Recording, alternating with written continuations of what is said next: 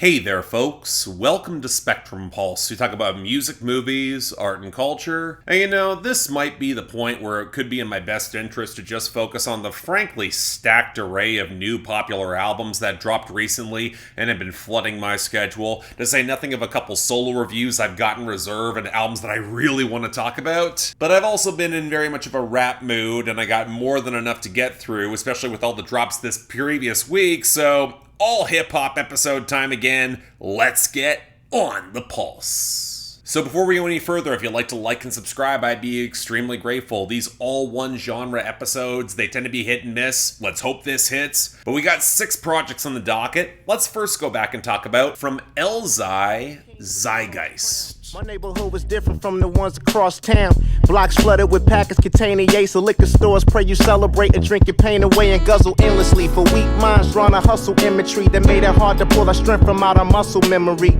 I've been waiting for the past couple of years for Elzhi to really match what he put out with Lead Poison in 2016. And the fact that every project since has showcased a lot of that same potential, but feels handicapped either by production missteps or frustrating defensiveness at the expense of more interesting content, it's made reviewing his albums a little bit exasperating. And yet, he got a new project, entirely produced by and occasionally featuring the experimental jazz neo-soul artist Georgia Ann Muldrow, and I went in with the hope that he would deliver maybe once again. And even if I would argue it still plays very close to Elzhi's usual lyrical bruiser template, of which we've heard plenty of times by now, it's probably the most I've enjoyed him in this lane in years. And yeah, a lot of this has to do with Georgia Ann Muldrow's production, leaning on a lot of spacey twinkles, echoing soulful vocals, and a near constant slinky bass groove that helps underscore Elzhi's conversational but layered flow. It doesn't just give Elzhi a lot more melody to work with, but also a slick, well-balanced, futuristic polish that probably has him sounding the most comfortable that he has in years. It feels forward-thinking in the same way that artists like Eugen Blackrock are, but with a richer foundation in jazz, like with the horns on Understanding, or how she uses guitars on the back half of this album. And while Elzhi still has a few too many complaints about how nobody makes music quite like this anymore, that tilts a little bit towards respectability politics if you dig into the details, he does temper a lot of that frustration with empathy that can feel aspirational. And again, it works for what it is. And while I'm still wishing for him to bring back more of the intricate storytelling of Lead Poison, the closest is the brilliantly clever pros and cons, and I still think he's clumsier than he should be when talking about women like on Nefertiti, to say nothing of the very odd pacing and structure of this project, where it keeps a brisk enough pace but feels weirdly lumpy in spots, especially towards the ending. When I'm listening to the sheer wordplay of Strangeland, or the passing shady diss on Amnesia, it produces a pretty sweet, low-key vibe, even if so much of it circles around being the slept-on rapper's rapper. Again, I'm still waiting for Elzhi to hit that point of greatness again, but this is the closest he's been to it in a long time.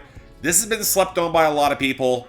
Check it out. Next up from Benny the Butcher, Tana Talk 4. My connect, so they let me eat. I'm a rapper, but I was a drug trafficker before I left the streets. These 10 more crack commandments. Frank Wright, rest in peace. So here's something ironic. I probably heard a Benny the Butcher verse before any other Griselda member, and I think I might be the last of the group that I've reviewed at length, where I probably could have easily talked about him years ago. Now, some of that is just a factor of covering Griselda records. They're often very good, if not great, detailed, but often feeling two-dimensional and a little bit uniform in their sound. And while Benny the Butcher has built up his reputation as being the most accessible, arguably the most ruthless in his bars, it's led to both steeper highs but steeper lows. Now for me, yeah, Tana Talk 3 and the plugs I met, they are really damn good. Even if for the latter it's more based on the guest verses, and I would skip the plugs I met 2 altogether. But I still think I like Conway as a little bit more of a layered and insightful lyricist. But hey, given that we are getting a new Tana Talk this year, I figured I would give this a proper chance. And, well, sure is a Griselda album, full of the deliberately paced boom bap with the twinkling, soulful samples, the drug hustling,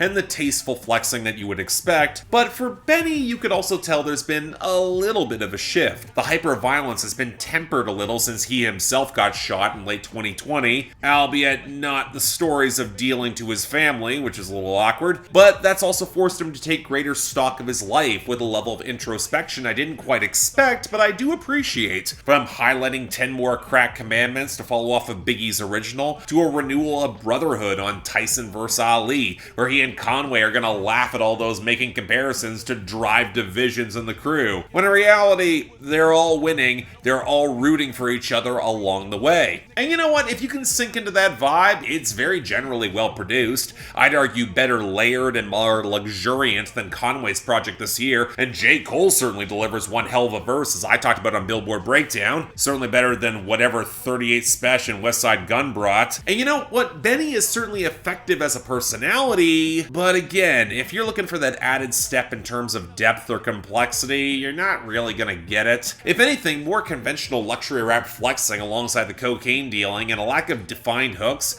just begins to get a little repetitive outside of moments I feel that might be out of character. I was rolling my eyes at the crypto investment line, but if you're so dominant, why are you still caring about critics or top 5 lists? And you're as independent and dangerous as you are, why did you censor Shady out of Mr. Chow Hall, the closing song? I mean, hell, Elzhi didn't even do that, and he's from Detroit. I don't know. It's still enjoyable. It's exactly like you think what it would be, but even if some punches are being pulled for good reason, they still wound up getting pulled, and the album doesn't quite wind up with the same edge. It's still quite good, even if I think Conway's album from this year is a little stronger.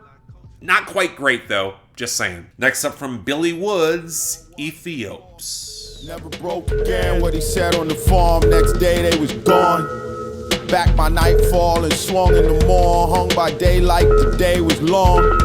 Sweet water out the dippers, salt in the mouth of a river. I think at this point, I looked more to Billy Woods' solo ventures more than his collabs with Arm & Hammer. Not that they're not great or haven't been successful, but there's a tangled, weirder texture to Woods' writing and production that, especially in recent years, I feel is kind of softened, so I was really excited to drill into this, and, well, okay, while Billy Woods' last 2 solo albums took a bit more of a personal focus, this album chooses to flip the script for something higher concept and considerably more complex, building on the messy systemic critiques that have underscored both of Woods' last solo albums and with Arm & Hammer. He's aware with the whole concept of blackness and race, it's artificial. It was created by Europeans as a flagrantly corrupt societal structure, as is capitalism, even if Billy Woods has no patience for the bougie white leftists who are idolizing theory over reality, or those who will use the veneer of leftism for brutality. But even if these systems are corrupt or built on flagrant lies perpetuated throughout history, they are systems that are so entrenched so deeply in people's lives with tangible impacts that untangling their multi-generational roots and one's motives acting in and around those systems creates no easy answer, especially when they seem to recreate themselves, or you find yourself isolated enough through your success within them, a twisted and perilous asylum. The source of the most frequent samples is Kongi's Harvest, a 1965 Nigerian play later adapted to film in 1970 that thematically has its titular dictatorial character attempting modernization of a developing nation in Africa, but secretly desiring a spiritual connection to the past, highlighting the cyclical nature of this form of domination, the echoes of these systems across time, past, present, and even future, and Billy Woods doesn't really have much of an answer for any of it. Continuing off of Haram, not only is there a set of far more global and historical complexifiers with imagery that's so shockingly vivid it's hard not to get pulled into the scorched, ramshackle atmosphere, it's also not something that works all that well in mixed company. The sort of postmodern structural critique that doesn't exactly make for easy slogans or organizing, humanized by the plain-spoken reality of it all. It would feel absurd if it wasn't often so heartbreakingly bleak, with death's inevitability as the near constant source of tension, not an explanation for these systems, but certainly a contributing factor. But amidst all the high concept ideas and intricate samples, it's still as tactile and textured as any Billy Woods album, where as much as he might seek detachment for his own sanity,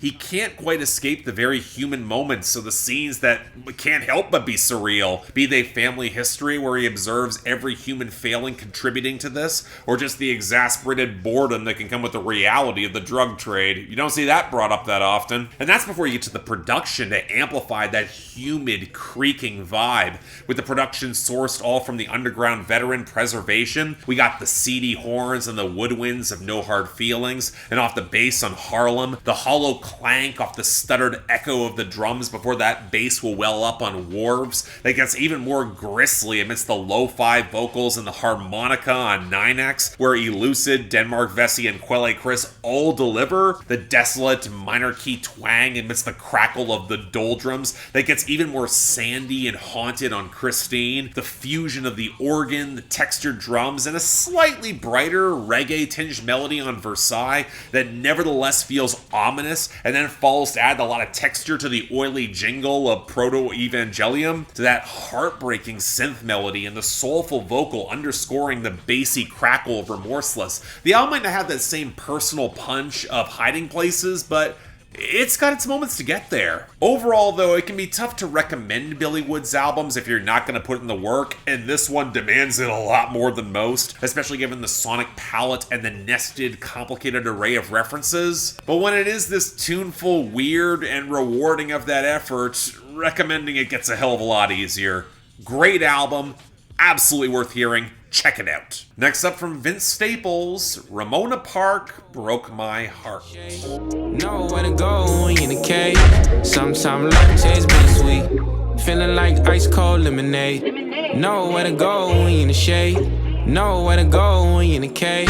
Sometimes life tastes bittersweet. Honestly, I'm not even sure what I want from Vince Staples anymore. From the autobiographical sprawl of his full-length debut, to the left-field experimentation of Big Fish Theory, to the viciously focused bangers of FM, to the stripped-back melancholy of his self-titled album, he's proven a level of versatility that few can match in the scene right now. So when he's delivered his longest album since Summertime 06, I wasn't sure where the hell he was going to take us, and I'll be honest, I actually struggled with this album more than I thought that I would. I mean, Vince Staples getting on his smoothest, most tuneful West Coast production, possibly ever, stuff full of callback to vintage G-Funk, all about the creation of the slick vibes in juxtaposition with brutal gangland violence, where the exhausted depression bleeds through in every slogan and shootout. You'd think, given how often I praised FM, this would be right up my alley. Hell, it's working with a lot of that very same formula, but where that project was very sharply critical in its subtext of the industry that commodifies that violence through the radio, this feels a little bit more nostalgic, but with glasses painting the scene in deep blues rather than rose-colored, where the lingering psychological toll is a lot more obvious. Indeed, you might think at first notice that there's more love songs than you might expect from Vince Staples here, but more often than not, they're not really about women at all. When Sparks Fly is about a relationship between a gang member and his gun, for crying out loud,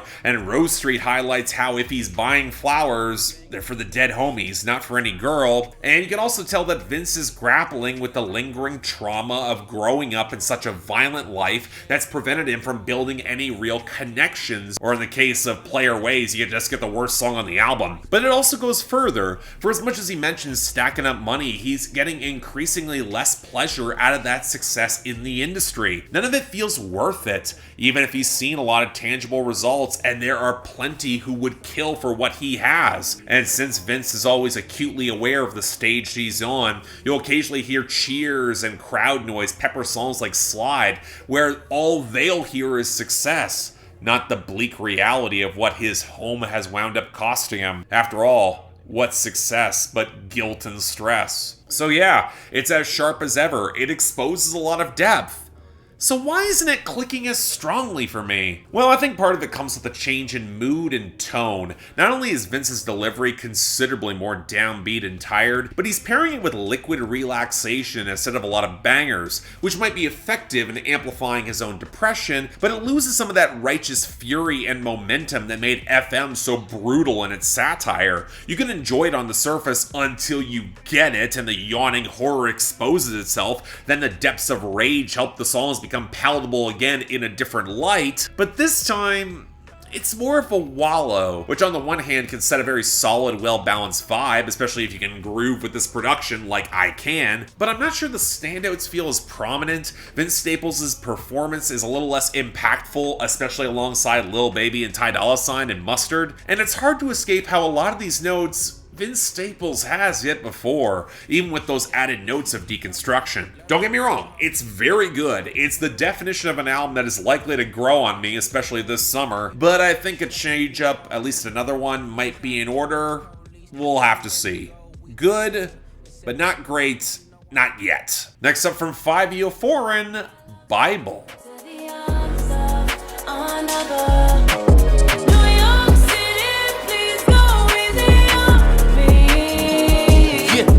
I think some folks might be surprised I'm covering this, mostly because I never claimed to be that into drill music, be it from Chicago, New York, or the UK, but I've been keeping my eye on Fivio Foreign this past year, and he did take something of a jump since he started off with rock bottom expectations for me, so I figured I would give this new project a chance. And what it reminds me of the most is AJ Tracey's Flu game from last year, where you can tell that a potentially interesting sound in modern hip-hop is being ground through the safest, least interesting receptacle for it. Coasting on a high budget and named guest stars rather than much else is all that interesting, especially in the content. And the contrast between the explosive rough edges of New York City drill and the label architecture trying to mash it into the stereotypical overlong crossover pop rap project, it's stark, and somehow leading to a lot of the worst elements of both, especially in the production. In between the chipmunk vocals, you get the big expensive samples from Destiny's Child and Ellie Goulding that only barely make sense within the recontextualization, to be generous, but then you don't lean into their catchiness, and the percussion and the vocal mixing still sounds way rougher than it should alongside them. I shouldn't be reminded of the trend of drill remixes on YouTube while thinking some of them might actually have better mixing and mastering than this. It's also worth highlighting that the guest stars are pretty damn uneven. I've already talked about how I don't care for Kanye West's verse on City of Gods back on Billboard Breakdown, but I also find it very telling how there's apparently no space for other rappers in the New York drill scene, but apparently room for verses from Lil Yachty, Blueface, A$AP Rocky, Quavo, and a DJ Khaled monologue. It creates the lingering feeling that this isn't just sanitized, but it's also expected to coast on Fivio Foreign's personality or his wordplay. Hell, that's why they gave him this budget. And yeah, I'm not convinced. Mostly because for as much as Fivio Foreign will shout through a cushion of jerky ad-libs and fast flows, outside of playing to a surprising amount of formulaic Thugs Need Love songs, and a few references to God and religion than you might expect, I just get very little from this guy that helps him feel distinct as a rapper or a presence or a voice behind the mic. A lot of brand name porn, luxury rap flexing, sex bars that wind up a little hilariously revealing of more posturing than actual success, a few passing drug and gun references that show how violence is barely even in his wheelhouse, more than a few lines about going viral where I'm still waiting for someone to make that sound not corny. For God's sakes, he's got an ad-lib of respectfully, and on Feel My Struggle, when he talks about not responding to disses, he claims that he just starts shitting. Not sure I want to feel that struggle, man, especially on an album that feels this shamelessly corporate. Really, if I'm looking to highlight anything that's worth a damn here, or at least worth saving, most albums in this style, they're more driven by singles anyway. Well, I liked Coi Leray on What's My Name, Chloe sounds excellent on Hello, and Young B.I.B.L.E frankly tried way harder than he needed to on World Watching. But if all I can recommend are the features, you can skip this. Mediocre at best. Let's move on. And finally, from Coi Leray, Trendsetter. I love it. Only one people around that's gonna make me better. And that, it's so They ask how I get that, You know, I'll freely admit, I was rooting for this one. Not quite sure why. Coi Leray's brand of rap music's been pretty flighty and limited, even within her select style. And again, there's absolutely no reason to have much in the way of expectations for this. But you know, I feel if I don't give this a proper chance on this platform, nobody else will. So thus with this debut, you know what?